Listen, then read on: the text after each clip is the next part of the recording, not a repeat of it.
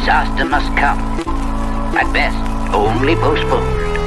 Shaolin Kung Fu, to survive, must now be taught to more young men.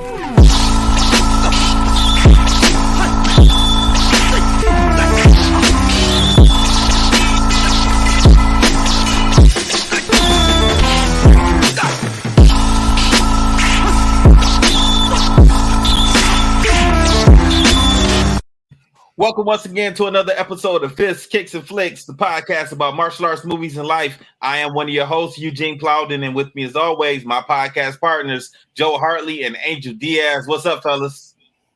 What's going on? Up, how you doing? Cool, man. If this is your first time listening to us, I want you to know we are members of the Martial Arts Center Network. On Mondays, you got Raw with Mimi and Lump. Tuesday is CTE with Chris, Los, and Travis. Wednesdays is us. Fists, Kicks, and Flicks with Gene, Joe, Mike, and Angel. And on Thursdays, you can get the Inside Scoop with Alex and Jeff. For more information, check us out on all of our social media platforms. Just look for the Martial Arts Network on Facebook, Twitter, Instagram, and YouTube. Fellas, it's showtime. What's happening? What's going on, man? Been a pretty easy week for the most part. Closed down a house. Oh, yeah. Congratulations. Recently. Congratulations. Yeah, that was fun. That was, big boy moves. And also got a car. So, okay, what kind of car did you get? I got a 2015 Mazda 6, fully loaded, leather, heads up, camera, all that stuff, and a moonroof. It is very nice. I'm surprised to hear you say that, Joe, because you just seem like you would have been a truck guy to me. Yeah, I see you as a pickup guy. I'm gonna tell you right now, that's my brother. First off, and I wouldn't mind a truck, but they want so much money for even a used truck. A used truck right now, a 2015 used truck, is $30,000. Wow, really? Yeah. I'm not a truck guy. I'm not a truck guy at all because I know the moment I get a truck, everybody's gonna be hitting me up to help them move or help me go pick up something, or can I borrow your truck and you take my station wagon or my minivan? No. That's not wrong. That's not happening. Bugs, how's your weekend, man? I'm in so much pain, bro. Oh yeah, you competed this weekend. I competed today. I literally got back like 2 hours ago. Okay. So let the listeners know how you did, man. Man, I had a good weekend, man. Today was just a weekend where everything fell into place. So I ended up winning the overall sparring grand at this New York tournament in Long Island. It was double elimination point fighting for whether it was grands or division. So I got it. I got a lot of fights in today. Luckily, I was able to win every fight by a 7-point spread, and I only had 4 points scored on me in total the whole tournament. All right, cool. Congratulations, man. Yeah, man. Thank you. Good. Very good. Now, tomorrow, back to the grind, man. That's what happens. But I'll tell you what, though. My hamstring, my quad, and like my right butt cheek, like all of that is killing me because people are just kicking me there. Yeah, I saw that in our group chat, man. So was it like groin shots? Was it dude, it wasn't even that. It's just, you know what it is, man? It's that I kick so high and I kick over everyone's leg, and I know it sounds like a cliche, but like I really do kick that high. So like when you throw a side kick, I'll throw a defensive hook round kick, and when I throw it, if you're throwing your side kick, you'll hit my like hamstring at the right time. And I just caught. I used to get the same stuff, or I got hit in the hip a lot. Yeah, but that's because I'm taller. Yeah, that's what happened. And then the reason why my quad hurts, like my hamstring hurt from getting kicked in the heel with a side kick, like hard. That hurt. My quad hurts because I stepped in on someone. And Joe, when you're taller and someone lifts their leg up, they're hitting like your knee, like directly, and then my butt hurts just from like just kicking. Everyone just keeps kicking my backside. So it's just, and it's like, I know that this is going to happen every tournament. So it just sucks, man. I hate it. Okay. All right. Well, I mean, as long as you won, man, that's what's most important, right? Yep. All right. Yeah. My weekend was pretty good also, man. Friday, I celebrated my birthday. Yeah, thank you, man. So I'm a year older. I wish you didn't say that. I was trying to wait till the end of the show and then say happy birthday, but happy birthday. No, like I was going to text you and I was like, why would I do that? If I'm going to get on the show with him, I want to make it special. Thanks a lot, bro. Thanks a lot, man. I'm just saying, like, you're getting up there I'm getting up there. I'm up there. I ain't getting up there. I'm up there. You're getting up there. You're still young. You're getting up there. I feel like we have to do two things. Well, three things really. One, we need to go to Las Vegas, us three, and get crazy and go over there. Two, we need to do a senior, like a mixed team fight with like a junior, a senior, and then like an 18 to 29. I feel like we could pass that out where I could be a junior. And and then the last thing we gotta do is Joe, I don't know how you feel about this, but I feel like we need to take Gene to LeBron James basketball game. Oh my God. Okay. I know Travis probably gonna kill us for this, but he ain't on here. He ain't the director right now. So I'm running the show. I'm behind the board. Listen, right I'm gonna tell you right now. I'm a hater too. I don't like LeBron either. So, but that's not it. That's not it. I am not a LeBron James hater. Yes, I'm a LeBron. No. I'm a LeBron James fans hater. That's what I am. I can't stand his fans because I don't get like it. any of it. I get it. I get it. If they didn't see Michael Jordan, and I'm not a Michael Jordan fan either. Like I'm a Piston fan. You can't be a Piston fan and Michael Jordan fan. But I respect Michael Jordan for what he did during this time. When LeBron came into the league, Travis will tell you, I wanted LeBron to be better than Michael Jordan. But based upon some of the things that he did, in order to win his championship, I can't put him above Michael Jordan, especially at witnessing Michael Jordan and witnessing LeBron. It's not even fair to even compare them. It's two different eras, and they play two different positions, and they're not asked to do the exact same things, on the court. So it's really not even fair to even compare them. That's almost like, comparing like the 80s sport karate people to the early 2000s sport karate people. It's not fair. You really can't compare both eras. Listen, we got to chill because we got to save some of this for something coming up down the road. Yeah. This is gold for all that. Yeah. This is gold for all that. Give y'all a sneak peek. So really quickly, I just wanted to be I am not a LeBron James hater. He does wonderful things for the community, and he has all different types of sponsorships. He has a school. He does all different types of things. I'm not a LeBron hater, but when it comes to how he puts together his teams, I'm not a fan of, and I damn sure don't like his fans. But it is what it is. I don't like Michigan State fans either, but it is what it is. Hell yeah. All right, let's jump into this. Oh, so this is gonna be fun. This is gonna really, really be fun because I'm not driving the ship tonight. It's not me. Okay. I had a very, very busy weekend. I tried to watch this movie. I knew I was gonna have a busy weekend, so I tried to watch the movie early. I fell asleep on the movie watching it. It was either Wednesday night or Thursday night. I fell asleep watching it, so I did not get a chance to watch it. I spent my birthday weekend over in Windsor, Canada, and there the movie was restricted, so I could not pull up the movie to watch it. I looked on YouTube, I looked on Amazon Prime, Netflix, everywhere. The movie was restricted. It wasn't. I didn't know they did that based on your location. That's crazy. Yeah, they do that. It happened with the first movie also. I couldn't watch when I was over there either. So yeah. So I just figured that this afternoon, I will watch it. I wonder if you downloaded it, if it would let you watch it. Now that I don't know. I'm not sure. I'm not sure about that. Yeah. So we're talking about the movie Ninja 2: Shadow of a Tear. I thought that I would be able to watch it this afternoon, and then I get a message from Trav that he wanted me to record Raw for him.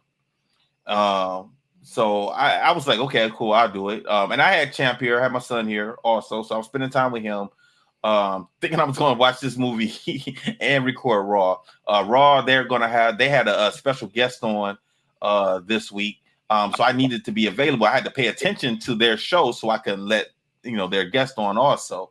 So when you were helping out today, did you tell Willie he needs to learn how to say fist kicks and flicks? No. What was going on? You don't hear him on Raw? The last 3 Raw, he keeps saying tricks fix and no! I don't know if he's doing it on purpose. I mean, I have to think he is because I know that's Willie, but yeah, he ain't called us the right name yet. Oh no, I did not know that. I'm behind called on us the right name yet. I'm behind on every podcast, man. The last few weeks have been really, really busy and really, really crazy for me. So I haven't listened to a lot of podcasts, not just from our network, but all of the podcasts that I normally listen to throughout the week. And I'm behind on everything. I just need to take some time just to get caught up on a lot of stuff. But it is what it is. So let's get into the movie. Ninja Shadow of a Tear. I know, Bugs, you said this movie is better than the first movie. Yeah, it is better than the first movie. That's all I said. I didn't go crazy and put this on a pedestal. I just said it's better than the first movie. Putting that out there right now. That's all I'm saying. Right. Now you may be correct that it is better than the first movie, but the beginning part of this movie was not better than the other movie. This was pretty stupid to me, the beginning of the movie. I thought it was ridiculous. How? Okay. So it starts off with Casey as, he's running the dojo. And we find out that him and Namiko have gotten married and are expecting a baby. I thought that she should have been more badass. She is a ninja. I said the same thing. But they're not treating, like I said, they did not treat her in either one of these shows. They did not really treat her much like a ninja. You're right. And you know what was the demonstration they were doing at the beginning for the class?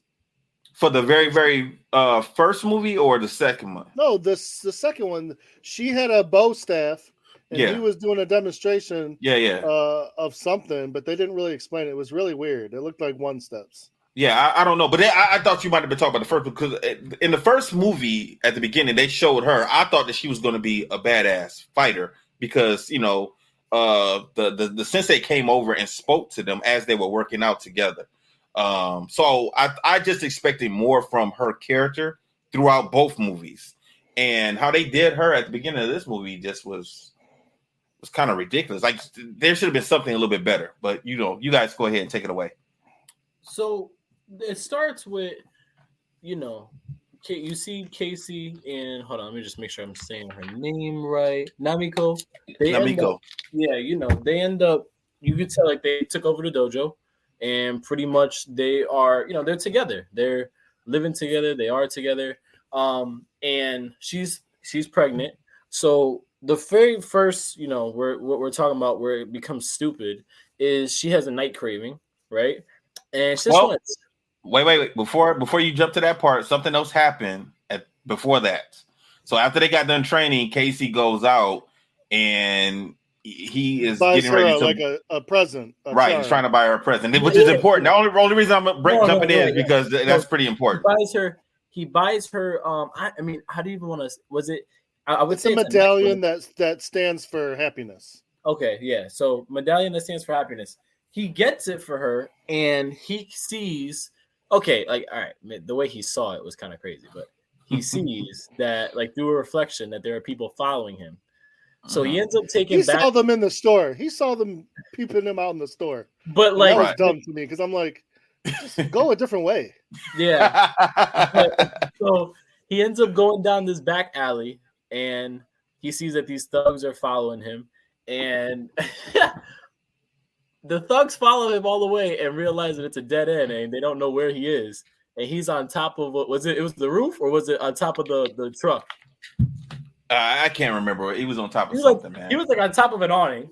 And that's what I thought it was. It was an awning, I thought. Yeah, that's what I would think. And then comes down and ends up, trying to get away. And he has to fight these guys.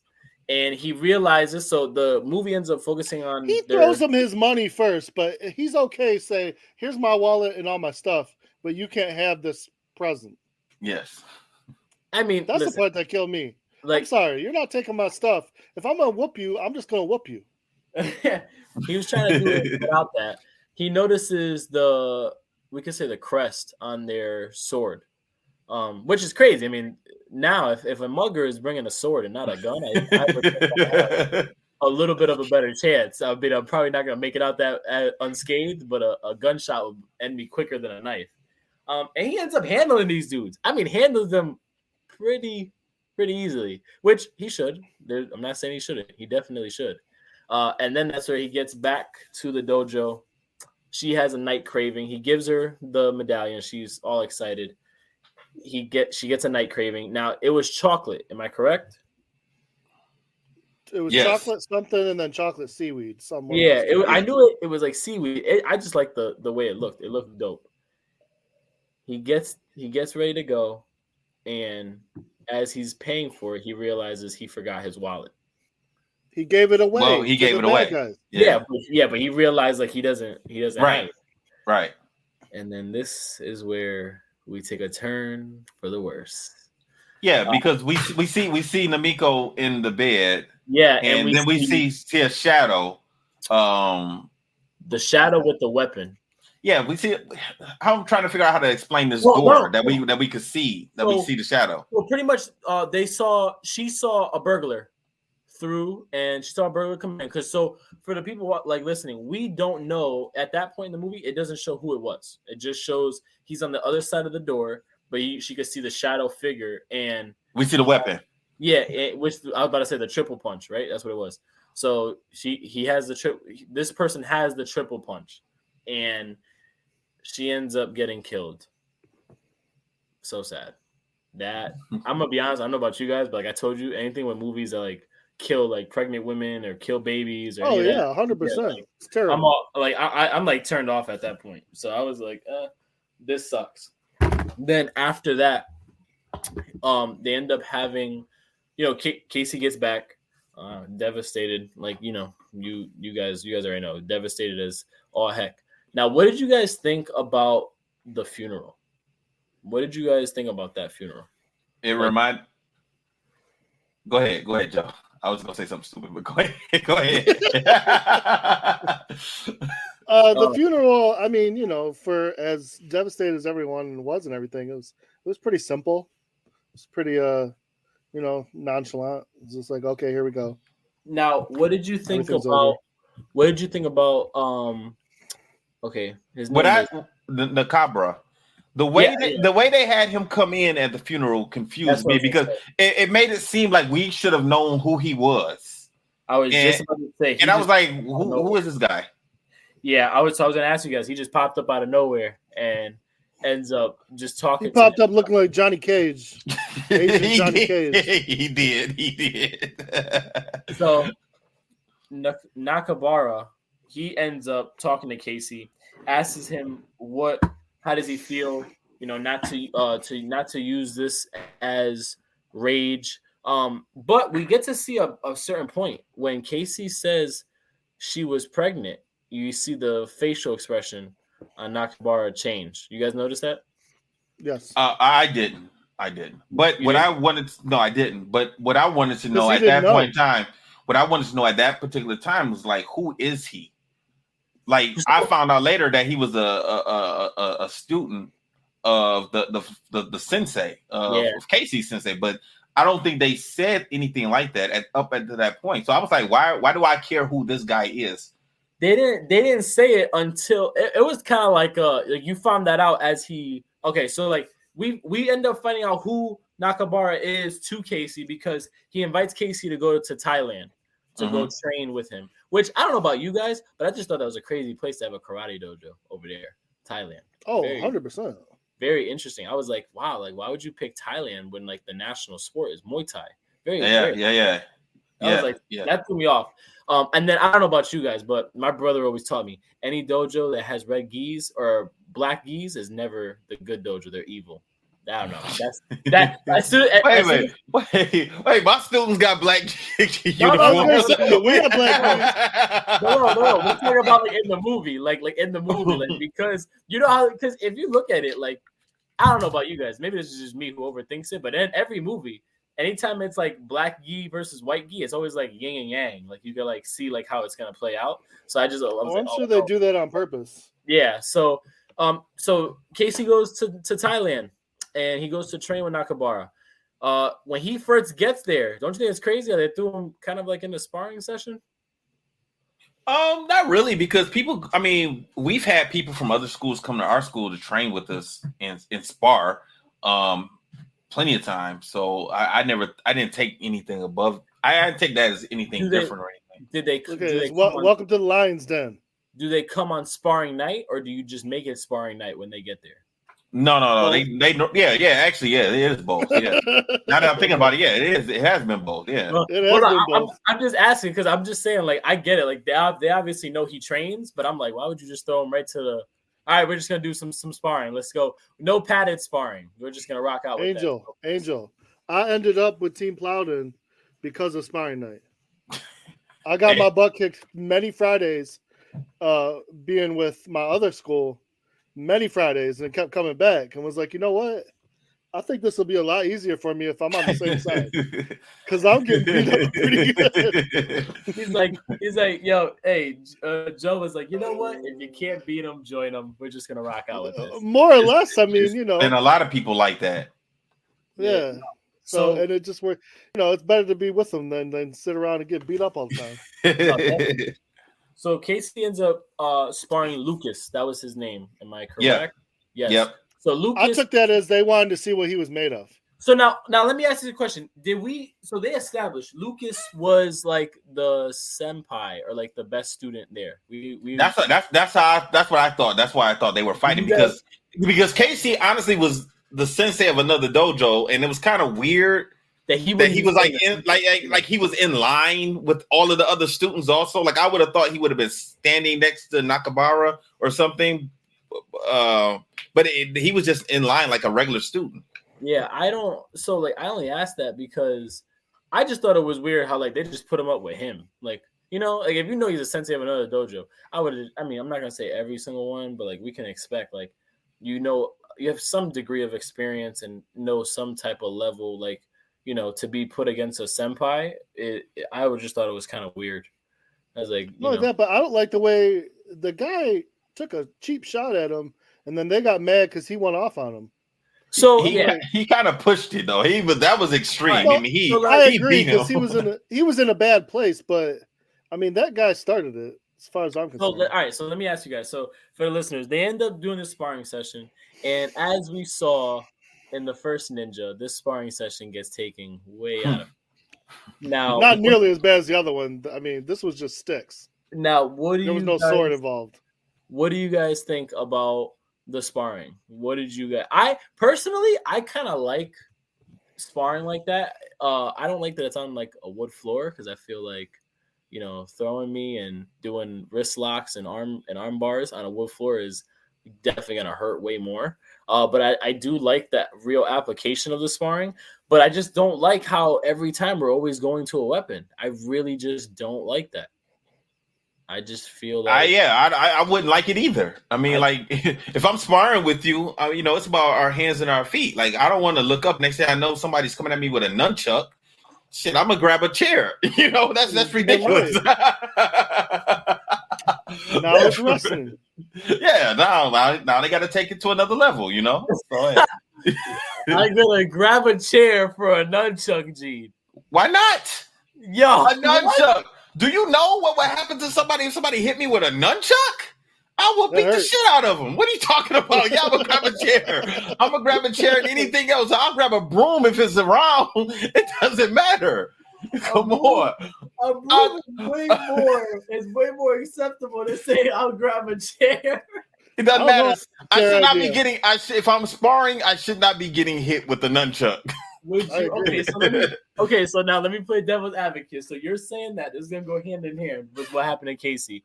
Would you say it's your fault for letting him grab the nunchuck and hitting you with it if you saw he obviously grabbed it?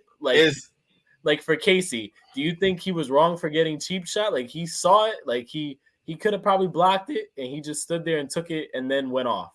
Like, do you feel like there's part blame on him, like protect yourself at all times type thing, or no? Like it was just a cheap shot. If someone comes to the nunchuck, they go and hit you. Like, okay. So I'm assuming all of these people are training to be ninjas, so it should be expected.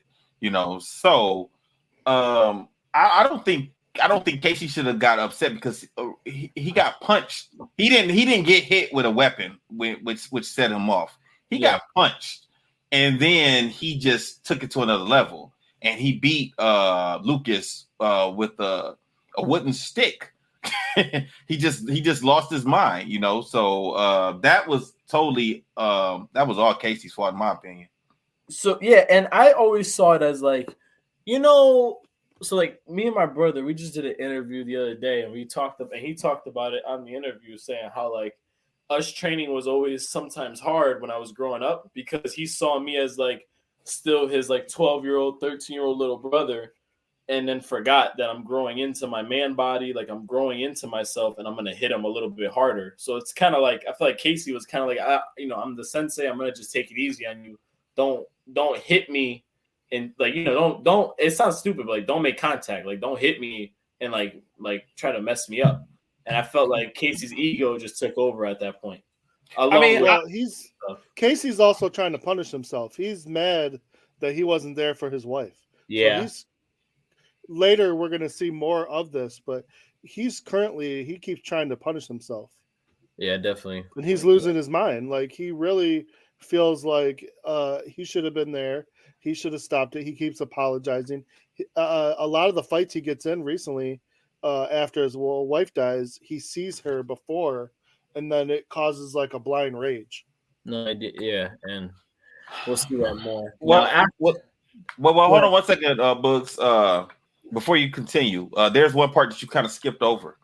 So after the funeral, Casey does find out that you know, he thinks that those robbers were the ones who killed Namiko, and he eventually goes out and finds them and goes to their dojo and beats up a bunch of people, and then he ends up going and finding them and pretty much kills them. Yeah. And I didn't know what that was all about. It took me a minute to figure that whole thing out. Yeah, so he ends up killing them, and then he ends up going to Thailand to train with Nakabra. And go ahead, continue from there. So I was just gonna say, after that training session, Casey gets punished, right? We end up seeing. So his punishment for that was when he had to walk across those hot rocks. Right. And we got to see where, so we talk about how like he's a ninja, he's punishing himself. You get to see that he's not mentally strong enough to walk across those rocks, and he ends up having to walk away. And it kind of like shocked everyone, the fact that he even had to. What was does anyone remember what the name of that was? Like, that punishment was called? I don't. He said it a couple times, but he said it a couple times. I just know he just had to walk across some hot rocks. I don't know why, but when I saw that part, I thought about Wayne's Brothers when Pops walked across the hot rocks and he said his bunions were burning off. That made me remember that part. So then after that, now we get to see how this murder in Japan ends up extending its way over to Thailand. Lucas is picking apples. It was apples? I don't know. Let's just say fruit. It looked like apples. Fruit. Yeah, fruit. Fruit. Let's say fruit. I like that. He was picking some fruit, and we get it. All we see, and you know how this goes. It gave you like that perfect scary movie type thriller. It starts focusing in on Lucas's face, and we see the triple punch, the whip and chain that was used to kill Namiko, is wrapped around Lucas's neck, and he ends up getting killed right on the compound, or like the dojo or the campus, however you want to call it. Ends up getting killed right on there. And Casey runs over, and you could tell Casey does not take it well, because now it's following him over there. Any thoughts on you guys from that scene? Yeah, because at that point he should have realized. Well, I'm quite sure he realized. Oh, I messed up. I killed the wrong people. Because now because I already thought that I killed the people who killed Namiko. Well, now that can't be true, because actually Casey was the one who was supposed to be picking the fruit, and Lucas said that he would do it for him. So now, now when Lucas gets killed and he sees his neck, he realizes that he fucked up. He killed the wrong people. Yeah. So now from there, after that, now Casey is in a rage, and now he's just trying to find some answers. Now these next couple of scenes, I don't know about you guys, I kind of felt like they weren't that important to the movie. for it to be focused on as much? What do you guys think? I don't know. I didn't see him. Oh. Well, are you talking about the bar scene? So yeah, so for everyone, he ends up. So Casey now is like, he's drunken. Like, he wants to get drunk in his sorrows. So he ends up going to a bar, a local bar. Oh, my bad. I did see that. Okay. Goes to a local bar. He ends up getting into a fight, and then this is where Joe, if you want to take this part, because I know you're talking about him punishing himself. Yeah, so this is where I 100% think he's punishing himself because one, he's drinking his sorrows away, but two, he's literally trying to start fights, and he's not exactly he's winning the fights, but he's taking a lot of damage. He's purposely taking damage and then giving out more damage, and he's destroying the bar. Yes, he's completely drunk, and how many people do you think he fought in that bar? 12, 13, 14? Yeah, he definitely did. But I mean, he was just starting fights with anybody and everybody that got in his face. Yeah, he was just trying and then we start seeing him at some point saying like, "Come on, hit me harder." That's like a typical, that's like a typical response you hear from people that are going through something. So, but it also is against his ninja way because you remember in the first movie he never started a fight. No, and that was his never everything. In fact, he tried to avoid all fights until. So he's going against his ninja code at this point. So that's how you know he's really messed up and he's really punishing himself. Losing his sense of Budo. I know. But yeah, so he ends up going through that. Then from there, now from there, this is when he starts trying to figure out who it is exactly that uses the triple punch weapon.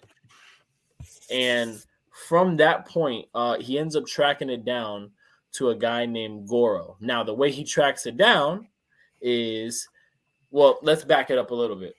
Casey ends up going to a market. What did you think about this scene, Joe? At the market? Yes. So I thought this scene was a crazy. So Gene, Casey goes. Okay. He makes homemade ninja weapons. Okay. I thought it was on par for the movie because. I mean, that's their thing. That's the ninja thing. So I'm saying like he's buying a fish using their organs to make like a poison bomb or poison spray. We're talking like he gets was it electric eels? Yep. He takes electric eels and like it's like the stinger, takes it out, sharpens it, uses it as like a throwing dart. He was going all in. He makes things for his arms. So he can throw darts out of his hands and stuff. It's all kinds of. Okay, so if this was not a ninja movie, if this was like a regular martial arts movie, like I don't know, the Karate Kid, then I would think this is ridiculous. But by him being a ninja, then I would expect the ninja to have certain skills. Because it's a lot of fantasy when it comes to being a ninja. No, I agree, but now you just got me picturing Danielson making ninja weapons with Mr. Miyagi. It wouldn't have been Daniel. It would have been Mr. Miyagi making it for Daniel. But no, it's just hilarious. Yeah, but then I'm thinking like now I'm taking it in. Like Mr. Miyagi teaches this skill, and then Danielson learns the skill. Now Mr. Miyagi. Now we're in Cobra Kai, and now I'm picturing the whole thing, and it's hilarious to me. So I'm not knocking it because he's supposed to be a ninja. So it is what it is. So he ends up going from there, making these homemade weapons, and at that point, now he's trying to track who. He's trying to find out who owns a triple punch. So now, from there, this is where the cab person that picked him up from the airport plays such a big role, because he starts asking him who is Goro. Nobody wants to tell him though. Yeah. Well, let me ask you this: like, how did he find out who Goro was? Like, how did he get that name? I was about to say from a friend in Thailand. No, for real. He found just a friend in Thailand. just a friend in Thailand. Are you serious? The guy that was running the dojo, wasn't that who told him about Goro? Yeah. Nakabra. Yeah, and gave him the map. No. So that's a little later. So what he ends up doing is Okay. what ends up happening is he starts asking. He goes to when he was at the bar, he started asking around people who uses this type of weapon. What Casey does is this is where it gets crazy. He goes to a drug dealer. I don't know what drug this is. Oh, guys. yeah. I don't experiment with drugs at all, so I don't know what it was. But basically, Gene, he's like smoking something out of a light bulb. It was crack. Is that what it was? I believe so. Okay, it was crack. Are we sure? No, I'm not 100%, but it's all right, whatever, man. All right, it was drugs. He ends up smoking it out of a light bulb, but he's asking the guy, "Do you know who Goro is?" And the man ends up saying, "Yeah, I know who Goro is." He ends up whatever was in this drug ends up getting Casey, pretty messed up. And then a bunch of people try to attack him because you're trying to ask for the mob boss. The mob, you're not supposed to ask for the mob boss. That's supposed to be kept quiet. So he ends up beating up all of the guys that try to jump him from the drug dealer. He goes to the drug dealer, asks him, and ends up saying, "Hey, who is Goro? Where is Goro?" And he ends up asking him, "Who owns the triple punch?" From him doing that, he says it's Goro. Now that's where Casey goes to the market, ends up making his homemade weapons like Betty Crocker. From there, he goes and he gets in the cab. Now, the person that picked him up from the cab ride from the hotel, from the airport, and brought him to the dojo is the same person that brought him to where the drug dealer was. Is the same person that is now going to pick him up. And he asks him, "Where is Goro? Who is Goro?" What ends up happening is he ends up bringing Casey. Now, where did he bring Casey this time, Joe? Because Casey ends up getting arrested. That was another market, wasn't it? Yeah, so what ends up happening, Gene, is he brings Casey to another market. And he brings him to a bar and tells him, if you can't find your answers here, you'll never find them anywhere. That's what it was. And he goes to find Goro. By him trying to find Goro in there, Casey ends up getting arrested. So he ends up getting jumped. He actually and then gets arrested.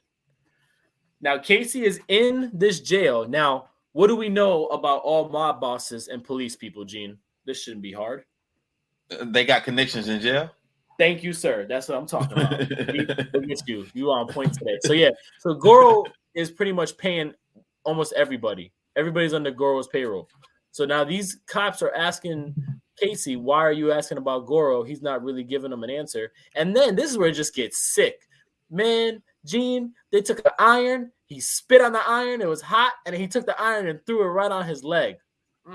Wait, now they thought Casey was a spy. They didn't know. They didn't realize what Casey's real. They wanted to know who he was, who he worked for, and who sent him there. They didn't. He kept saying, "I'm a tourist," which technically is true.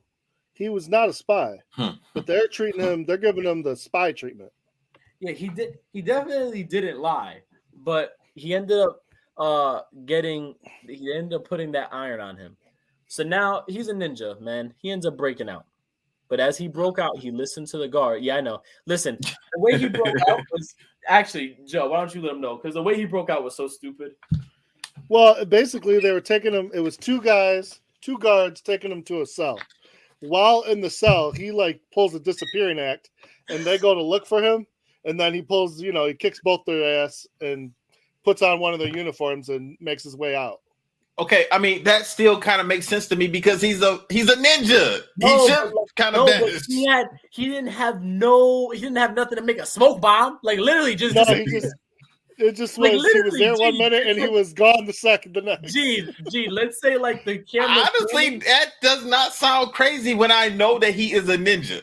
Gene, if the camera's panning, he's in the shot. It turns. We go back. He's not in the shot, and we don't. And you didn't hear nothing clink clack. You didn't hear nothing. And then next thing you know, boom, he's back in the shot and he's kicking their ass. It made no sense.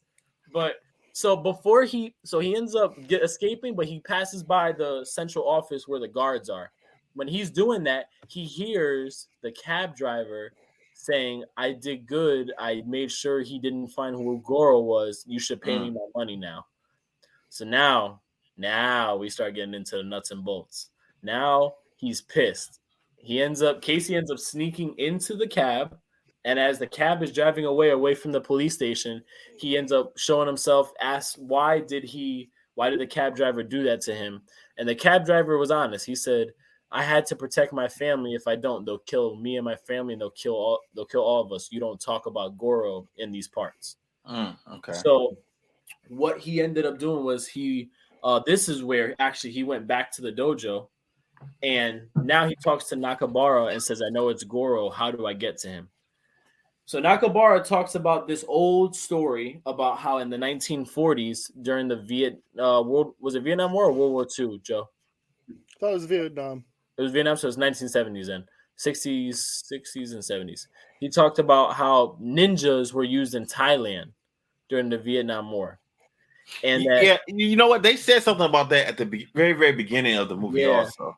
So what Nakabara ends up doing is he tells them that there's stakes where the ninjas died and only one person made it out.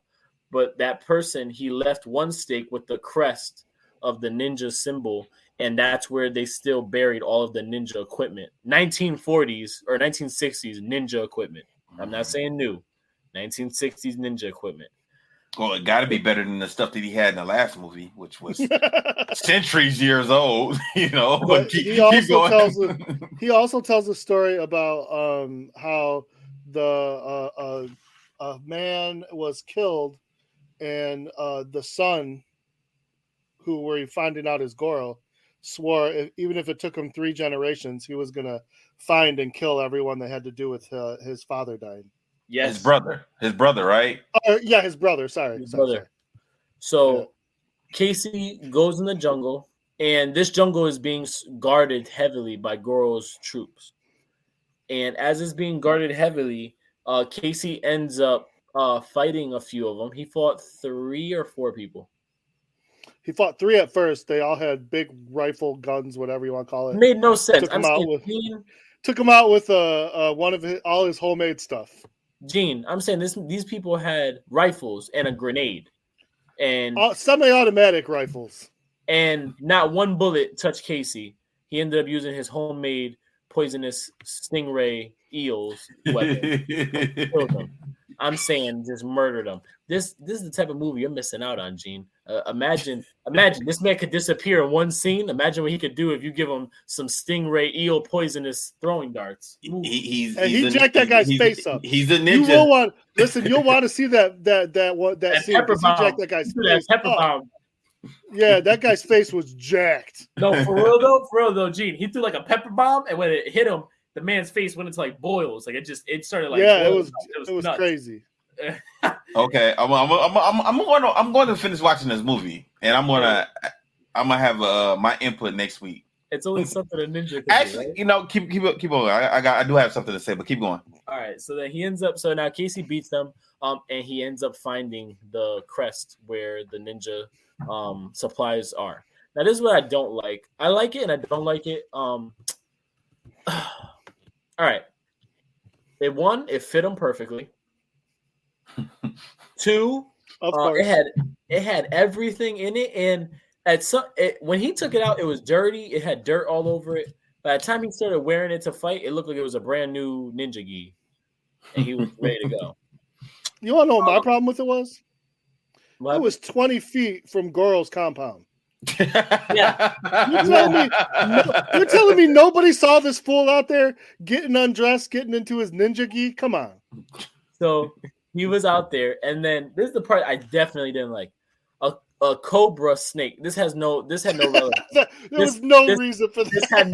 Okay, hold on. In all seriousness, Gene, this had no relevance to the movie. He's just there, just like making some food. He was putting the sword together. A cobra snake just comes behind him, and as soon as he gets done assembling the sword, he turns around and cuts the head off. Listen, there was great significance. The poison that is inside him is now being transferred into the cobra, and now he has to kill that cobra to solve all his problems and get rid of all his demons. And all of it's in that cobra now. Now he can be one with the earth and go about his ninja ways and take out the bad guys. Come on now. How did you not see that? He ended up doing that, and I got mad, Joe, because I was like, Man, how do we know this sword has been sharp all those years? Like it didn't dull out. Exactly. What the? like Gene, like literally, and he did it so smooth. I was like, I don't know if that sword would have been that sharp. Like that's kind of crazy. So he ends up. So now, he didn't say this, but like it's implied. Like once it hits like a certain time of the day, like nightfall or dusk or dawn, he's gonna go after the compound. He's one man. He takes out a compound. And he's a ninja. I'm saying takes out a compound. Okay, but he took out everybody real quick, and then the fight with him and Goro, to me, and this is how I knew I was right from the beginning, because that fight was very anticlimactic. It was like 3 moves by each of them, and then bam, dead. Yeah, it really was. It wasn't much. Pretty much between him and Goro, Goro uses a triple punch. He's pretty much, it's like a stalemate. Like Casey's fighting him off with a sword. And then Goro. So let me backtrack really quick. Goro's henchman, his name, like his second in command. If I'm right, let me know. His name was Toji. Am I correct, Joe? Something like that. Yeah. Toji, Tojam, who knows? So Tojam, that's crazy. So he ends up fighting Toji. In all seriousness, what do you think about that fight scene, Joe? That was a great fight scene, in my opinion. That was a better fight scene than the one he had with Goro. Yeah, that was the best fight scene in all seriousness. I'm saying the end fight scene was pretty good. The end one was best, but all right, so I'm gonna tell you why I didn't like the end fight scene. I'll tell you why. I like that fight scene because that fight scene reminded me of Kiss of the Dragon when Jet Li fought the twins. It was very similar, yeah. It had the same type of aerial kicks. You could tell like there was tournament kicks, like hook round sides, axe kicks, double axe off the back leg. It was just craziness. Great. That was actually a great fight scene, Gene. You would like to watch that one. He ends up beating him, kills him. Then he goes and fights Goro. That's where it became anticlimactic. It's like a stalemate. They end up doing 3 moves. Goro wraps the triple punch, the whipping chain around his sword, and then as Casey is about to kill Goro, what does he end up saying, Joe? I really don't remember. What did he say? He ended up saying, like, this was for her. Basically saying, like, this was for Namiko. When he says that, Gene, Goro made a face like, what are you talking about? And I think he said, what do you mean? And then, boom, Casey, like, cut his head off. So he didn't have to die, realistically. I'm not neither did those robbers. Hold on. I'm not saying he was a good person. Well, no, those robbers had to die. We'll find out later. Though I'm not saying he was a good person. He was still dealing drugs, but he was just minding his business dealing some drugs. He wasn't bothering Casey. There's no need for him to go and kill him. If someone else killed him, that was different. But I don't feel like it had to be Casey's job to kill a drug dealer. But we don't know. Maybe he brought pride to his land. We don't know. So Casey ends up going back to the dojo. And when he goes back to the dojo, he lets Nakibara know, I killed him and I avenged the death. Nakibara didn't really say much, and he said it was okay. Now this is where it gets interesting. Plot twist. Casey realizes that Nakibara got a package when he first got there and then got another package this time. And when that happened, what did he end up saying? What did he end up asking the guy who bought the package? The guy had a something in his back pocket, and it had a symbol that Casey recognized.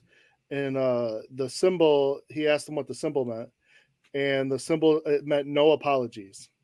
And when he saw that, it meant no apologies. I thought it meant I thought it was we hide in the shadows and we kill the version I watched. It said the guy said no apologies. What the hell? Yeah, I had no idea. All right. I mean, I didn't watch it, but you know what? Anyways, so he ends up. You know what symbol it recognized, Gene? It was a symbol from the robbers, the thugs, the robbers. It was the sword. It was the same symbol on the sword. That symbol was the same symbol that was on Nakibara's dojo. His dojo. So why didn't he recognize that at the beginning? Because anytime Nakibara brought Casey around, it wasn't really enough. The camera never panned on any of the symbols. So like their gi didn't have the patch. Okay. But that box that came in had the patch. The guy okay. had it in like his back pocket. And the reason why I say that, Joe, was because in the beginning of the movie, when Casey got to Nakibara's dojo, they end up saying like, we hide in the shadows, we kill in the dark. Yeah, but I think that was a saying throughout all the ninja clans.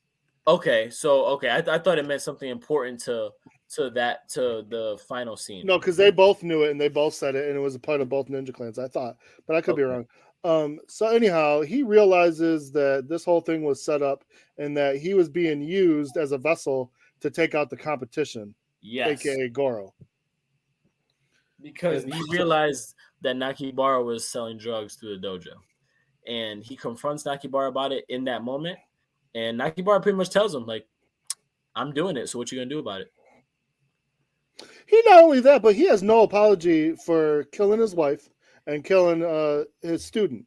And he really could care less. He's like, basically, okay, now you know there's two ways this can go. We can continue and build an empire together, or one of us has to die. And I'm like, you killed his wife. Of course he's going to kill you.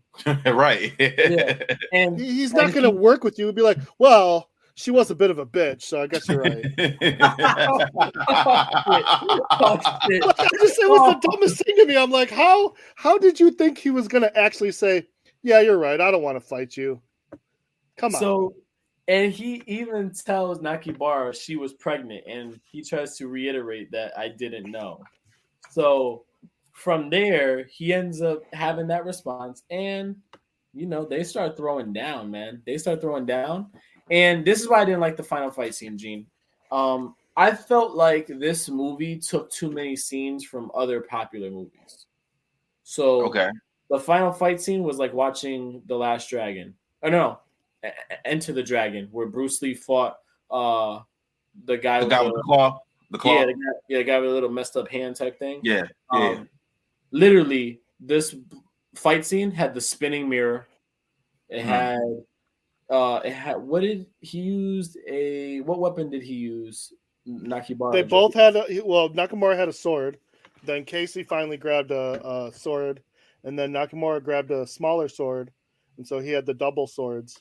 He connected it. Like he connected, which I did kind of like that. That was cool. Hell yeah! I always said someone should do that anyways.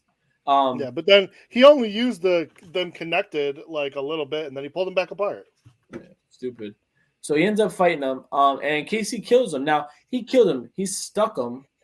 And it's just the way the fight scene looked. The fight scene was great. Better than what we saw in Enter the Dragon, obviously, because the way we've evolved. But just the overall setting, I just felt like I was watching Enter the Dragon at that point. And I was like... Yeah, you're right now that I think about it. You ruined it for me. Good job. Yeah, I was just kind of like, have your own identity. And I felt like this movie at times, we talked about it before we got on the show. Basically, they followed Pray for Death, the plot for Pray for Death.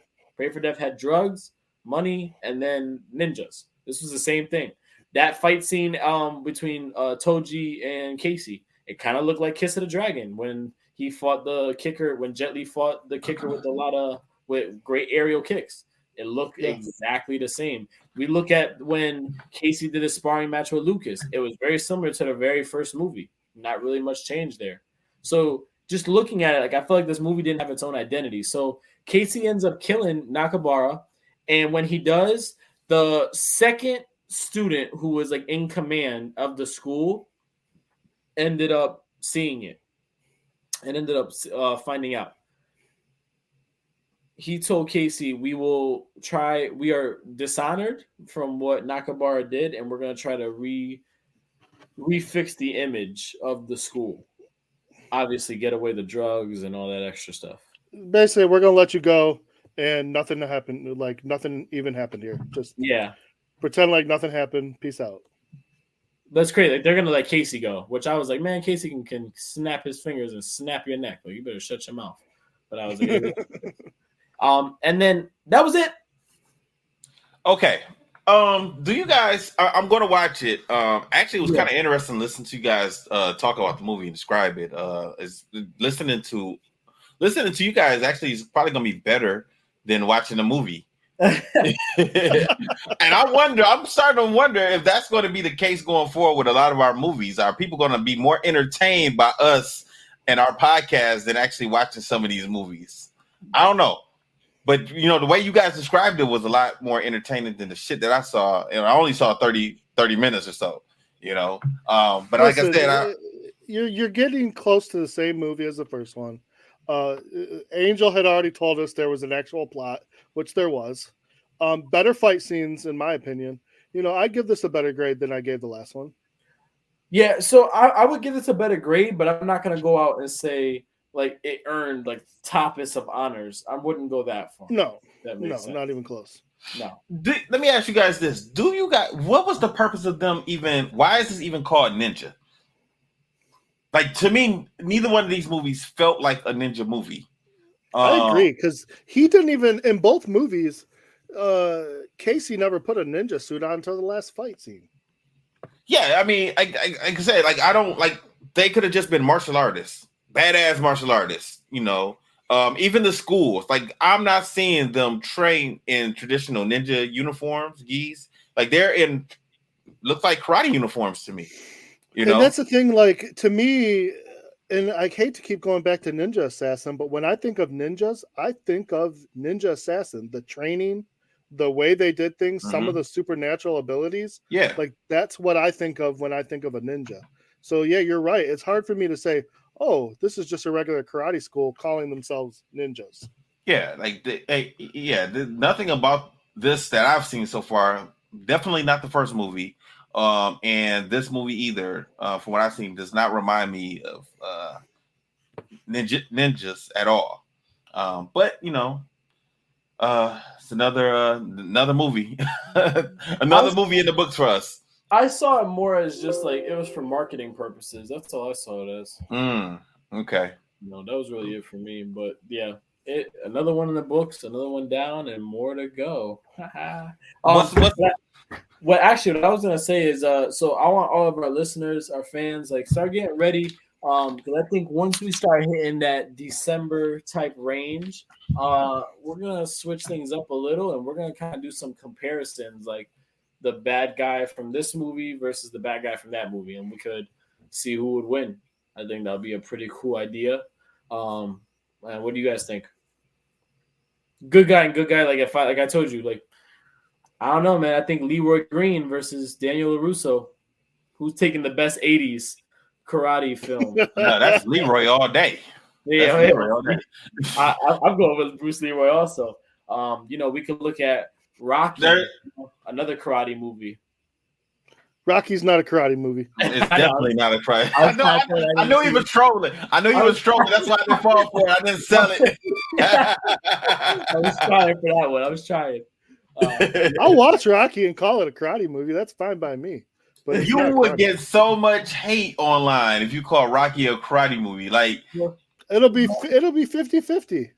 I mean, you mean martial arts movie, not karate? Because I definitely would not call Rocky a karate movie at all. I don't call it a martial arts either. I'm not calling it a martial arts either. But I know most people. Who want to consider it a martial arts movie, they're going to call it a martial arts movie. And I'm not so much a karate. I definitely would. It's boxing to me. It's definitely a martial arts movie. It's a combat sport, but it ain't martial art. It's definitely a martial arts movie. Oh, my goodness. Just saying. See, you know what? This is going to be our first debate. I got it. All right. So what's up next? What are we watching next? Joe, you got the list up? Yeah. Let Joe pick one because I think I picked these past 2 weeks. So go ahead, Joe. I'm ready. I am ready. As long as it's not the hot, the cold, and the vicious, I am all set. Here you go, man. That movie was better than this shit that we seen. I couldn't. I didn't mind the hot and the cold and the vicious. It was interesting for what the time was. What was the other one that we watched? Fearless? Was that it? With Jet Li? The one that we almost died watching? Oh, Hero? Oh, Hero. Oh, yeah. No, you would have liked Fearless better, even though you have to read it. Yeah. Fearless is a great movie. Listen, Hero. You guys should give it a chance. Hero, you guys try to kill my whole entire month with that one. Listen, hey, Gene's boy Dwight gave him crap on that one because Dwight liked it. Yeah, I was happy to hear that Dwight liked it. Yeah, he liked it. It was all right, man. But I liked the other movie better though. Okay, right. so just because we could kind of, there's a couple of these movies. We could do Transporter series because we haven't done any Jason Statham, like actual Jason Statham. Wow, that's what I'm talking Or about. Gene, does that and- count? Does that count, Gene? What? Oh, you get out of here, man! I ain't messing with you no more. What? I mean, we can go with it, but like I said, like I don't consider, and just because something is an action movie, I don't consider it a martial arts movie. Only reason I'm being like that, Books, is because Wait. The other one I got is John Wick. John Wick has martial arts in it. If you say John Wick is, you're saying Transporter is. I don't want to hear. No. I'm just saying, like when it comes to us picking our movies, okay. If we're going to include action movies, then we can include action movies. But I'm not going to just say this just because this is an action movie, it's a martial arts movie. But it's okay. So we've already established though that the what makes it a martial arts movie is the martial artist, right? We kind of established that with Blood and Bone. We did. Okay, but I don't. Jason Statham is a martial artist. Is Keanu Reeves a martial artist also? Yes, he does. I don't know. Actually I'm asking. I don't know. No, he is. He does is. jiu-jitsu. For all of his John Wick movies, he actually he's a black belt. He's a black belt martial arts. It started out with him just like learning a little bit, but he takes it as like it's like his like he wants to do it more, and he does jiu-jitsu. He's trying to attain his black belt in jiu-jitsu also. But here's the thing. Like I consider Jason Statham a martial artist, but I don't consider like what's that one he did with The Rock, from the Fast and the Furious movies, the Calvin and Hobbes or whatever. That's not a martial arts. That's not a martial arts movie. Oh. Okay, but Hobbs and Shaw, not Calvin and Hobbes. Calvin and Hobbes is a comic strip. Yeah, whatever. You know what I mean. But okay, then how about Only the Strong? No. I'm not knocking it. I just want to have an understanding, a clear understanding when we're picking movies. If we're gonna just grab any action movie, then let's let that be known. I never looked at Jason Statham as a martial. I never knew he was a martial artist. I didn't know, and same with Keanu Reeves. But I just want some clarification. Okay, dude, Al Bundy is a martial artist. He is, but I'm not going to say Married with Children is a martial arts TV show. I'm not going to do that shit. I'm not going to say Modern Family is a martial arts TV show. That would be hilarious.